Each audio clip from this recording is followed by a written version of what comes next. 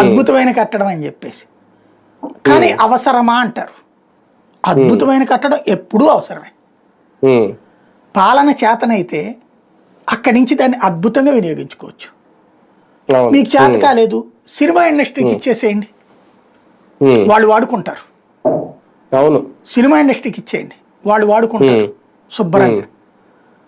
ఆయన ఎవరు పొట్టి ఆయన ఉంటారు కదా, అల్లు అరవింద్కి అప్పచెప్పండి, ఏడాదికి ఎంతని కడతాడు ఆయన. చక్కగా తెలివైనడు ఆయన. లేకపోతే కనుక మనవాళ్ళకే ఎవరన్నా ఉన్నారంటే ఫిల్మ్ ఇండస్ట్రీలో వాళ్ళకి ఇచ్చినా సరే దాన్ని వాడతారు చక్కగా. ఎందుకంటే ప్రతి సినిమాలో ఇవి ఉంటాయి, ఏదో స్టేజీలో భారీ హాల్స్, భారీ హోటల్లో, ఇవన్నీ సినిమా హీరోలు వచ్చినప్పుడు ఉండటానికి ప్లేస్ కావాలి, లగ్జూరియస్గా కావాలి. 7 స్టార్ హోటల్లో వాళ్ళకి సూట్లు తీసి ఇవ్వాలి.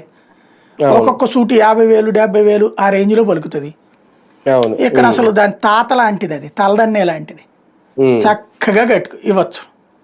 అందులో ఎన్ని బిల్డింగులు, దాంట్లో సినిమా యూనిట్లు వచ్చేసి ఉండొచ్చు. ఇప్పుడు సినిమా యూనిట్లు వస్తే అక్కడ ఏమవుతుంది, వైజాగ్లో ఆ హోటళ్లలో దిగి వాటికి రెంట్లు, గెస్ట్ హౌస్లో దిగి వాటికి రెంట్లు, మొత్తం కలిపితే తడిసి మోపిడి అవుతుంది. ఇది మొత్తం కలిపితే ఇప్పుడు ఇందులో ప్రభుత్వ కార్యాలయాలు పెట్టుకోవడానికి కూడా బిల్డింగ్లు ఉన్నాయి కదా, 6 బిల్డింగుల దాకా. శుభ్రంగా ఒక్కొక్క బిల్డింగ్లో ఒక దాంట్లో అంటే ఇక ఫిల్మ్ ఇండస్ట్రీలో ఎన్ని రకాల క్రాఫ్ట్స్ ఉంటాయి, ఎన్ని